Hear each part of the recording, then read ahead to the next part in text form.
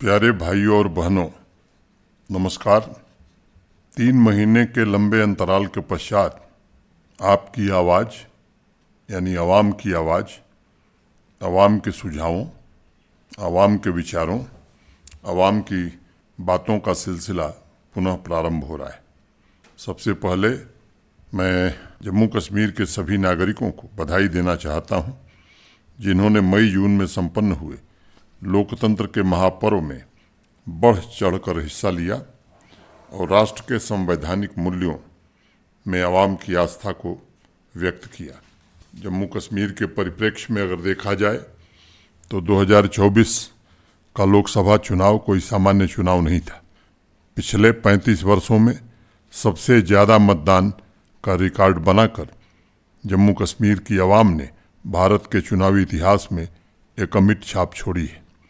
कश्मीर घाटी के 3 संसदीय क्षेत्रों में 50.86% मतदान हुआ था, जो भारत के संविधान और लोकतांत्रिक प्रक्रिया में आम नागरिकों के विश्वास और आस्था को दर्शाता है। यह बिल्कुल स्पष्ट हो गया है कि जम्मू कश्मीर की आवाम ने लोकतंत्र को गले लगाया है और शासन में अपनी भागीदारी सुनिश्चित की है। केंद्र शासित प्रदेश की सभी 5 लोकसभा सीटों के लिए मतदान का प्रतिशत 58.46 था, जो 2019 के पश्चात आए तीव्र बदलाव और जन आकांक्षा का परिचायक है। आज इस चुनाव की चर्चा केवल भारत में नहीं बल्कि पूरे विश्व में हो रही है। इस सकारात्मक बदलाव और नागरिक सहभागिता को मैं सुशासन की सबसे बड़ी ताकत मानता हूँ। समाज में समृद्धि और शांति की पहली शर्त है नागरिकों की भागीदारी, और मैं मानता हूं कि लोकसभा चुनाव द्वारा लोकतांत्रिक मूल्यों को जमीनी स्तर पर जो मजबूती मिली है, उससे जम्मू कश्मीर के सुनहरे भविष्य का मार्ग प्रशस्त होगा। लगातार तीसरी बार आदरणीय नरेंद्र मोदी जी ने देश में प्रधानमंत्री पद को संभाला है। विकसित भारत के सपने को साकार करने और सामान्य नागरिकों के सपने एवं संकल्प को पूरा करने के लिए भारत सरकार पूरी तरह तैयार है।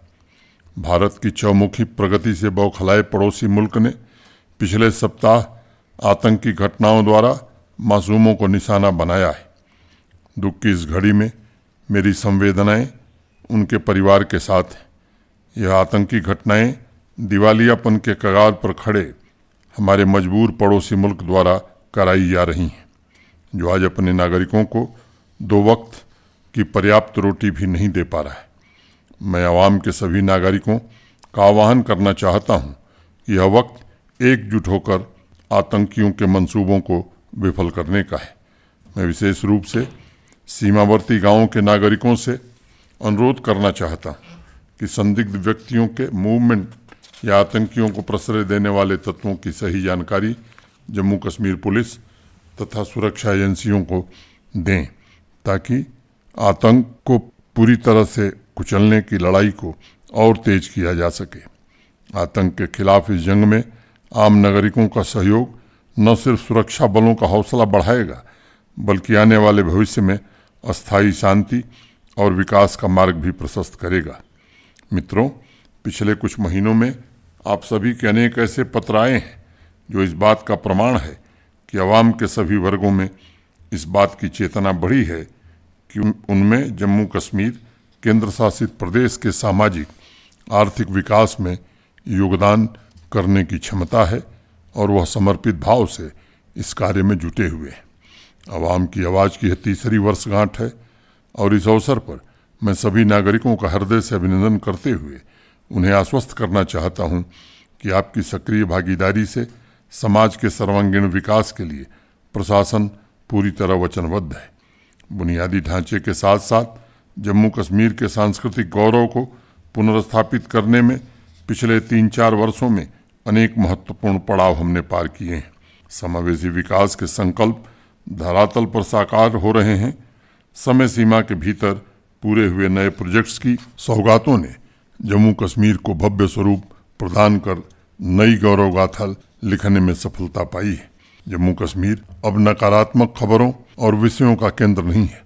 अब नई आशाओं का केंद्र है, आकांक्षाओं का केंद्र है। आज बिना किसी भेदभाव के आम नागरिक अपने जीवन के विराट स्वरूप, उसके सभी रंगों और उसमें समाहित विविधता को जी रहे हैं। अब लोगों को यकीन हो रहा है कि जन्नत का अर्थ भूगोल से नहीं है, बल्कि विकास उन्मुख, शांति, भाईचारे, सर्वधर्म संभाव और ऐश्वर्य से भरे हुए समाज को ही स्वर्ग कहते हैं। मुड़ते हवा के साथ रहे जो सदा उन्हें, क्यों कब और कहाँ के सिवा कुछ नहीं पता, जन्नत भी कहीं होती है ये कहते रहे हैं लोग, लेकिन हमें यहाँ के सिवा कुछ नहीं पता। सोच में आए इस बदलाव का नतीजा है कि छोटे छोटे शहरों में लोगों में नया आत्मविश्वास, स्वाभिमान और सर्वजन सुखाय के लिए सामूहिक जिम्मेदारी का एहसास पैदा हुआ है। गांदरबल की रहने वाली मलिक शगुफ्ता नबी लीगल प्रोफेशन से जुड़ी हुई हैं। डिस्ट्रिक्ट लीगल सर्विस अथॉरिटी के माध्यम से शगुफ्ता जरूरतमंद महिलाओं तक लीगल सपोर्ट पहुंचा रही। अपनी अदम्य इच्छा शक्ति, निस्वार्थ कर्मठता और फौलादी दृढ़ता द्वारा शगुफ्ता ने 200 से अधिक केसेस के समाधान में महत्वपूर्ण भूमिका निभाकर महिलाओं को ताकतवर बनाया है। उनकी अद्भुत नेतृत्व क्षमता, उत्तम सूझबूझ और निष्काम भाव से किए जा रहे ऐतिहासिक कार्यों के लिए गांदरबल हमेशा उन्हें याद रखेगा। जम्मू की महिला बाइकर प्रीति को अनुशासन और कर्तव्य के लिए जाना जाता है।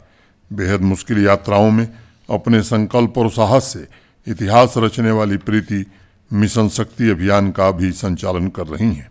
इस कार्यक्रम के माध्यम से वह वंचित वर्ग की बेटियों को आर्म्ड फोर्सेस ज्वाइन करने के लिए प्रशिक्षित कर रही हैं। इस अभियान के द्वारा प्रीति उन्हें फिजिकल और एकेडमिक ट्रेनिंग प्रदान करती हैं और पहले बैच में उन्होंने 100 आकांक्षी महिला कैंडिडेट्स को प्रशिक्षित किया है। मुझे व्यक्तिगत रूप से अत्यंत खुशी इस बात की है कि प्रीति के प्रयासों से नारी शक्ति के उज्जवल भविष्य की नींव को मजबूत किया जा रहा है। जम्मू कश्मीर का इतिहास प्रीति को नारी शक्ति की समृद्ध परंपरा को पुनर्स्थापित करने, वंचित वर्ग की बेटियों को एम्पावर करने वाले व्यक्तित्व के रूप में सदैव याद रखेगा। मित्रों, पिछले कुछ वर्षों से आर्टिफिशियल इंटेलिजेंस सिर्फ टेक्नोलॉजिकल वर्ल्ड को ही नहीं बदल रहा है, बल्कि सामान्य जनजीवन को भी प्रभावित कर रहा है। आर्टिफिशियल इंटेलिजेंस की वजह से परिवर्तन इतनी तेज गति से हो रहे हैं कि कल्पना और वास्तविकता के बीच की दूरी मिटने का खतरा भी मंडराने लगा है। ऐसी स्थिति में प्रशासन के साथ साथ समाज के प्रबुद्ध व्यक्तियों और आईटी एक्सपर्ट्स की भी जिम्मेदारी है कि डीप फेक और फेक न्यूज़ के खतरों से आम आदमी को जागरूक करें। जम्मू के दिव्यांशु शर्मा इस दिशा में अथक प्रयास कर रहे हैं। एक आईटी एक्सपर्ट के रूप में वह अपने प्रोफेशनल कमिटमेंट के अलावा आम नागरिकों को सोशल मीडिया, व्हाट्सएप के माध्यम से फेक न्यूज़, डीप फेक और आर्टिफिशियल इंटेलिजेंस के गलत इस्तेमाल के बारे में शिक्षित कर रहे हैं। दिव्यांशु लोगों को इस तथ्य के बारे में भी जागरूक कर रहे हैं कि एक तरफ जहां artificial intelligence health services, manufacturing और कस्टमर सर्विसेज के सेक्टर में नई क्रांति और क्वालिटी ला रहा है, वहीं दूसरी तरफ अगर सामान्य जन डीप फेक की पहचान करने में असमर्थ है तो गलत सूचना का प्रभाव आवाम और पूरे देश के लिए समान रूप से खतरनाक हो सकता है। आने वाले दिनों में घर से लेकर दफ्तर और फैक्ट्री तक एल्गोरिथम की बहुत बड़ी भूमिका होगी। इसलिए यह अत्यंत आवश्यक है कि आम नागरिक इसके सकारात्मक प्रभावों और खतरों दोनों के प्रति जागरूक हों। मानवता को सुरक्षित और समाज को समृद्ध बनाए रखने के लिए यह जरूरी है कि आर्टिफिशियल इंटेलिजेंस जैसी तकनीक का सही उपयोग हो। मैं दिव्यांशों को बहुत बहुत बधाई देना चाहूँगा, क्योंकि वह एक ऐसी टेक्नोलॉजी पर समाज का मार्गदर्शन कर रहे हैं जो भविष्य में जीवन का अभिन्न अंग होने वाला है। सामाजिक कार्यों में नया नेतृत्व प्रदान करने वाले व्यक्तियों में मैं बडगाम की नसीमा बानू का भी जिक्र करना चाहूँगा। उन्होंने सबसे पहले दूध पथरी में जीरो वेस्ट फूड स्टॉल की शुरुआत की थी, जो आज स्थानीय नागरिकों और पर्यटकों को सस्टेनेबल जीवन शैली के लिए प्रेरित कर रहा है। नसीम के पदचिन्हों पर चलते हुए दूध पथरी में अब तक करीब 50 zero waste food stall operational हो चुके हैं और उनमें से 43 फूड स्टॉल महिलाएं ही चला रही हैं। जीरो वेस्ट फूड स्टॉल की सफलता के लिए सभी इंटरप्रेन्योर्स यह सुनिश्चित कर रहे हैं कि उससे संबंधित सभी रॉ मटेरियल अपने खेतों और घरों में तैयार हों और फूड स्टॉल चलाने वाली महिलाएं वेस्ट मैनेजमेंट मॉडल से परिचित हों। फूड स्टॉल चलाने वाली महिलाओं का लक्ष्य गार्बेज फ्री टूरिस्ट डेस्टिनेशन बनाना है और उनका मानना है कि सड़कों, मोहल्लों और पार्कों की सफाई की जिम्मेदारी भी नागरिकों को स्वयं संभालनी चाहिए। जीरो वेस्ट का लक्ष्य जीवन स्तर में सुधार लाने के साथ साथ आजीविका के अवसरों में वृद्धि भी है और मैं इसे आत्मनिर्भर भारत अभियान की सबसे बड़ी ताकत मानता हूँ। मैं नसीमा बानू तथा उनकी साथी महिला उद्यमियों के इन उत्तम विचारों की सराहना करता हूँ। उन्होंने ये साबित किया है कि राष्ट्र प्रथम के लक्ष्य के साथ किए जा रहे व्यक्तिगत इंटरवेंशन समाज में लोगों को निरंतर नई राह दिखाते रहेंगे।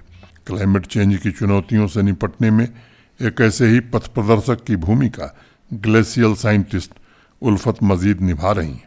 पिछले कुछ वर्षों में विश्व के अलग अलग हिस्सों में ग्लेशियरों के पिघलने की घटनाएं तेज हुई हैं। भारत में भी निरंतर इस बात का अध्ययन किया जा रहा है कि अगर क्लाइमेट चेंज के प्रभावों को नहीं रोका गया तो उनके ग्लेशियर विलुप्त हो सकते हैं। उल्फत ने अपने रिसर्च के दौरान करीब 330 ग्लेशियर लेक की सैटेलाइट मैपिंग की है और उन्होंने निष्कर्ष निकाला है कि 1990 से 2024 के दौरान ग्लेशियरों के पिघलने की दर में तेजी आई।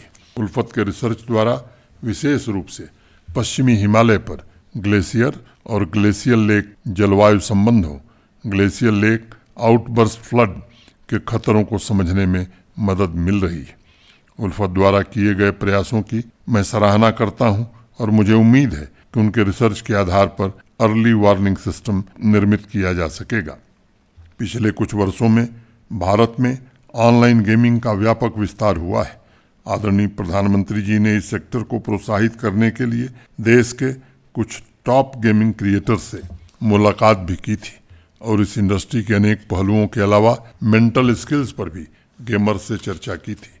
जम्मू की रहने वाली ऋतु सलाथिया केंद्र शासित प्रदेश की जानी मानी प्रोफेशनल गेमर्स हैं और घर परिवार की जिम्मेदारियां निभाते हुए ऑनलाइन गेमिंग में उन्होंने अपना एक नया मुकाम हासिल किया है। मैं उन्हें जम्मू कश्मीर की गेमिंग इंडस्ट्री के ब्रांड एम्बेसडर के रूप में देखता हूं और मुझे विश्वास है कि उनकी उपलब्धियों से अन्य महिलाओं को भी प्रेरणा मिलेगी।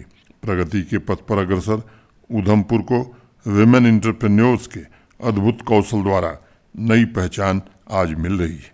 उनके संकल्प को यथार्थ में परिवर्तित होते हुए संपूर्ण राष्ट्र देख रहा है। वहाँ के एंटरप्रेन्योर्स में श्रीमती रीता देवी ने अपनी एक अलग पहचान बनाई जो उनके कुशल नेतृत्व और संकल्प को दर्शाता है। एक छोटे से सेल्फ हेल्प ग्रुप से अपनी उद्यम यात्रा शुरू करने वाली रीता देवी आज स्वयं का फ्रूट और वेजिटेबल प्रोसेसिंग यूनिट चला रही हैं। 1 दर्जन से अधिक महिलाओं को रोजगार के अवसर प्रदान करके विमेन एम्पावरमेंट तथा आत्मनिर्भर जम्मू कश्मीर की मुहिम में वह अमूल्य योगदान दे रही हैं। ग्रामीण अर्थव्यवस्था में सेल्फ हेल्प ग्रुप्स बहुत बड़ी भूमिका अदा कर रहे हैं और उसके माध्यम से अनेक ऐसे क्षेत्र और परिवार विकास के मुख्य धारा से जुड़ रहे हैं जो दशकों से उद्यम की मूलभूत सुविधाओं से वंचित थे। अब दूर दराज के गांवों में भी कौशल प्रशिक्षण द्वारा महिलाओं को इंटरप्रेन्योरशिप के लिए तैयार किया जा रहा है, जिससे स्थानीय पारंपरिक उद्योगों को भी बढ़ावा मिला है। पठवल पंचायत कठुआ की रहने वाली तृप्ता देवी और कृषि उद्योग में रुचि रखने वाली पंचायत की अन्य महिलाओं को अभी हाल ही में हीरानगर ट्रेनिंग सेंटर में डाइवर्सिफिकेशन तथा वैल्यू एडिशन का प्रशिक्षण प्रदान किया गया था।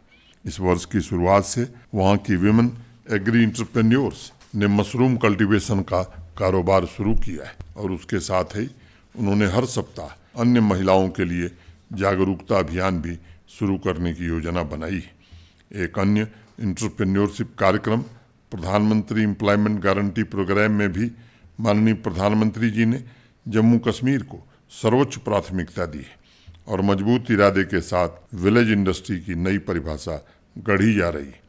मैं आज विशेष रूप से रामबन जिले की नैना गुप्ता का जिक्र करना चाहूँगा, जिन्होंने इस योजना के द्वारा अपने इलाके में फिटनेस सेंटर की शुरुआत करके अनेक युवाओं को रोजगार प्रदान किया है। मैं समझता हूँ पिछले कुछ वर्षों में जम्मू कश्मीर ने जिस प्रकार नई सामर्थ्य अर्जित की है, उससे स्वावलंबन के प्रति लोगों में नई जागरूकता भी आई है और जिन व्यक्तिगत उपलब्धियों का मैं जिक्र कर रहा हूँ वह अमृतकाल की मजबूत नींव बन रहा है।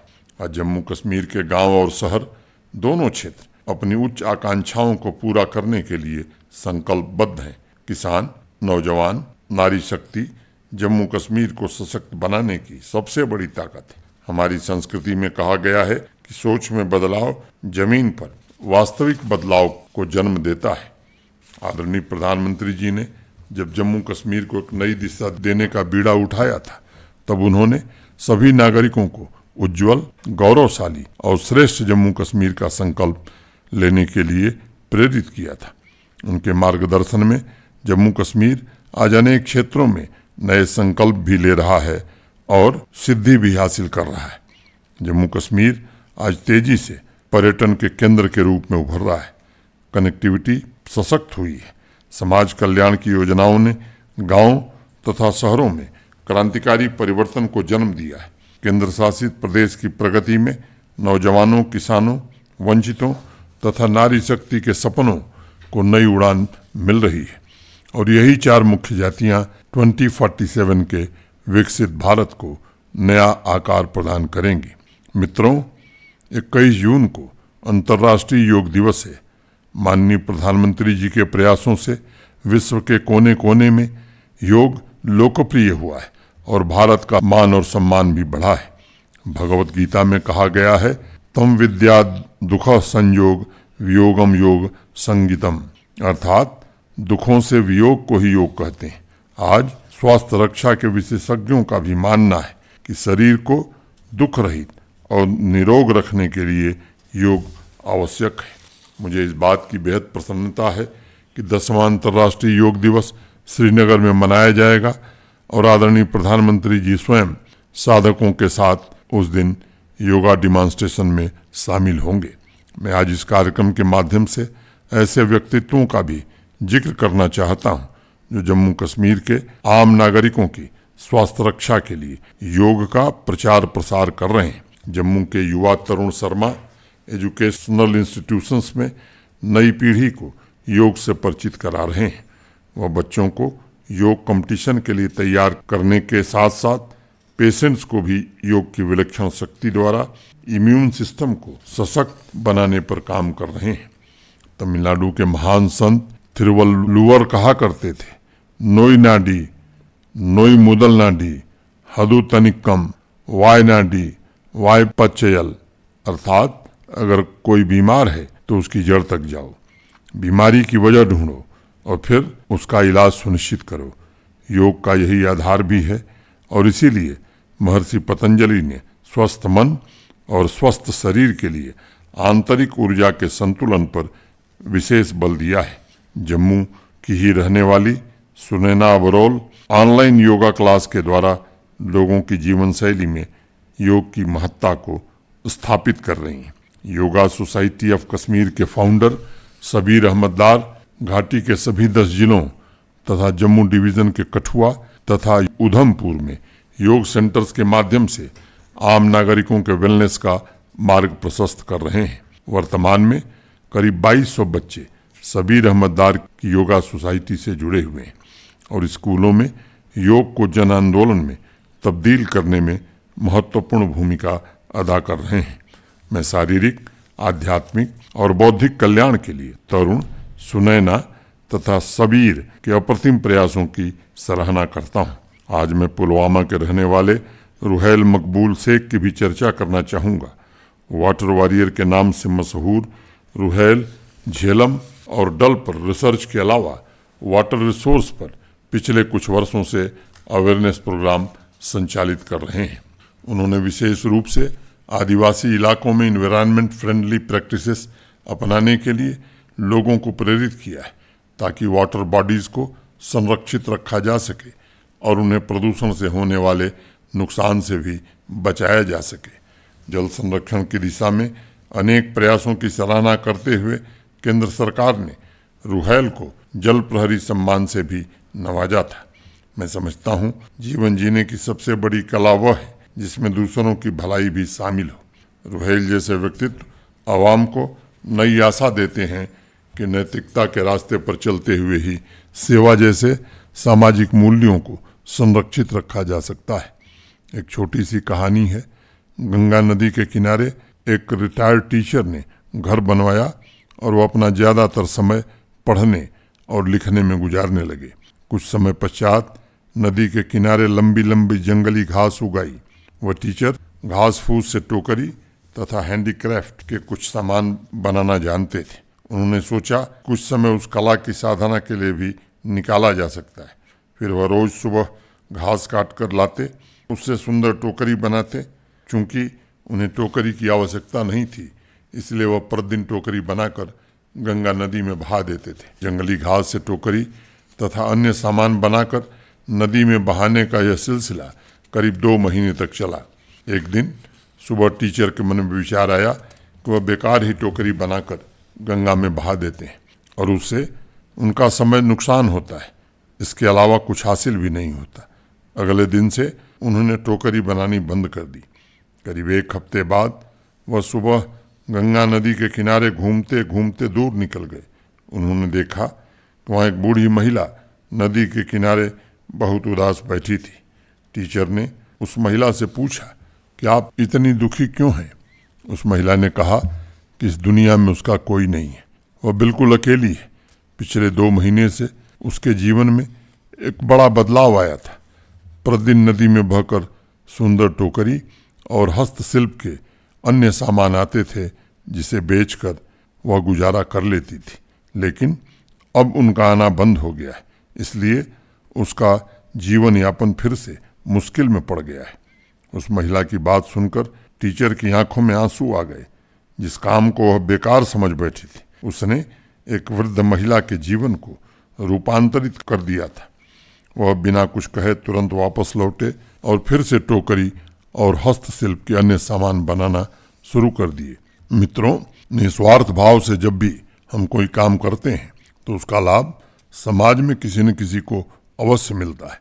उस काम को करते हुए यह नहीं सोचना चाहिए कि उससे अपना क्या हित होगा, बल्कि यह सोचना चाहिए कि उससे दूसरों के जीवन में क्या बदलाव आएगा। वाटर कंजर्वेशन के संबंध में रजौरी से अहमद ठोकर और जम्मू से मुनीस बडियाल ने मुझे पत्र भेजा है। उन्होंने लिखा है कि जम्मू कश्मीर यूनियन टेरिटरी में ऐसी इंडस्ट्रीज तथा इंस्टीट्यूशंस को इंसेंटिव दिया जाए जो वाटर रिसाइकलिंग को प्राथमिकता दे रहे हैं।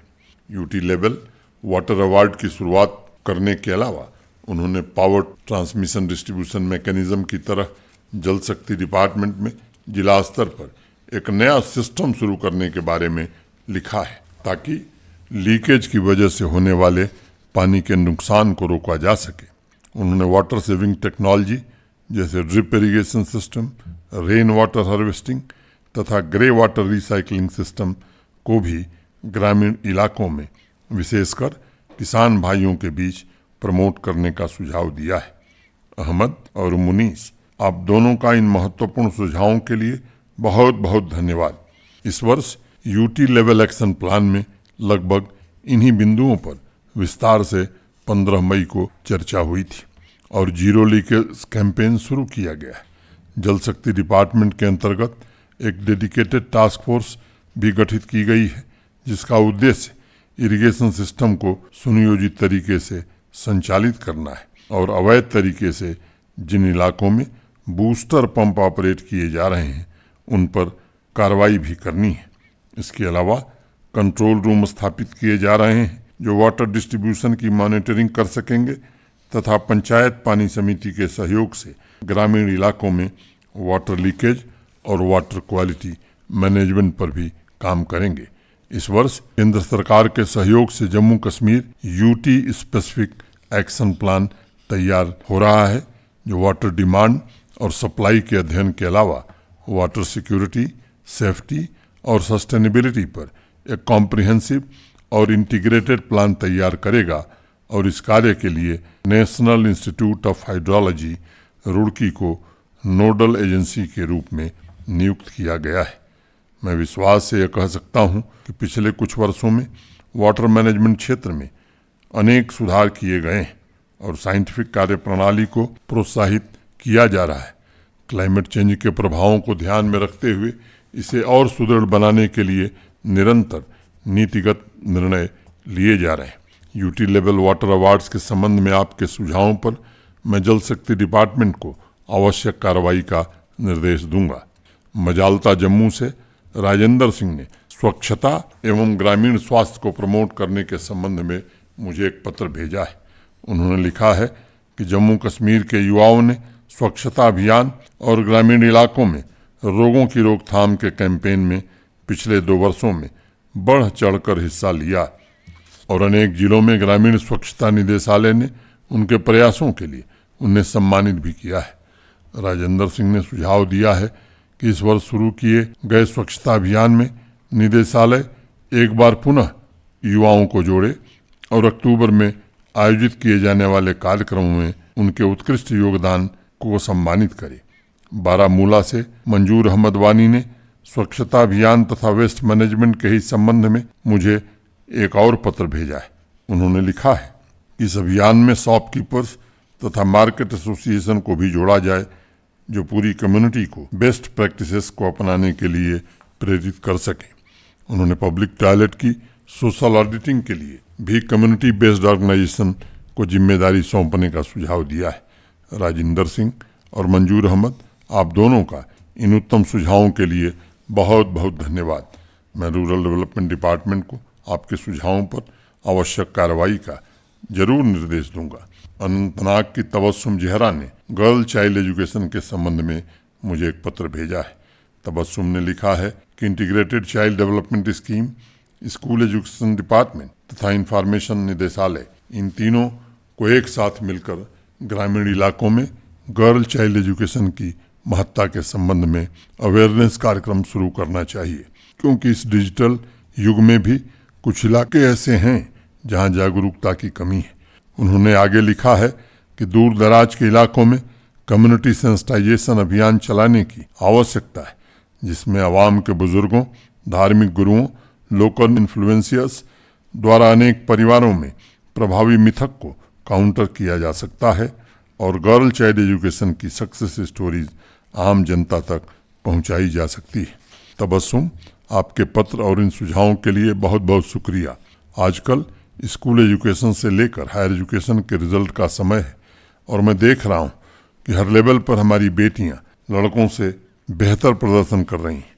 यह उनकी प्रतिभा और क्षमता को दर्शाता है और मेरा मानना है कि जम्मू कश्मीर में पिछले कुछ वर्षों में राष्ट्रीय शिक्षा नीति की अनुशंसा को लागू करने के लिए जिस संकल्प के साथ प्रयत्न हो रहा है, उससे जमीनी स्तर पर गर्ल चाइल्ड के इनरोलमेंट में काफ़ी सकारात्मक परिवर्तन आया है। यह सच है कि अनेक इलाके ऐसे हैं जहां जागरूकता की अभी भी कमी है। वहां पूरा समाज इकट्ठा होकर इस दिशा में प्रयास करे, इसके लिए मैं स्कूल एजुकेशन डिपार्टमेंट को आवश्यक निर्देश दूंगा। इस कार्यक्रम के माध्यम से भी मैं सभी नागरिकों, माताओं, बहनों से कहना चाहूँगा कि हमारी संस्कृति में हमेशा नारी शिक्षा पर विशेष बल दिया गया है। वैदिक काल से इस बात के प्रमाण मिलते हैं कि भारत की महिलाओं ने शिक्षा के माध्यम से समाज की शक्ति और क्षमता को नई ऊंचाइयां प्रदान की हैं। इसलिए मैं मानता हूं जम्मू कश्मीर को तरक्की के रास्ते पर आगे ले जाना है तो गर्ल चाइल्ड एजुकेशन पर विशेष रूप से हमें ध्यान देना होगा और मैं आवाम के बुजुर्गों, धार्मिक गुरुओं तथा समाज के प्रभावी लोगों से इस प्रयास में सहयोग करने की अपील करता हूँ। प्यारे भाइयों और बहनों, 29 जून से बाबा अमरनाथ की पवित्र तीर्थ यात्रा प्रारंभ होगी। यह पावन यात्रा देश विदेश से आने वाले तीर्थयात्रियों का स्वागत सत्कार करने का भी एक अवसर है।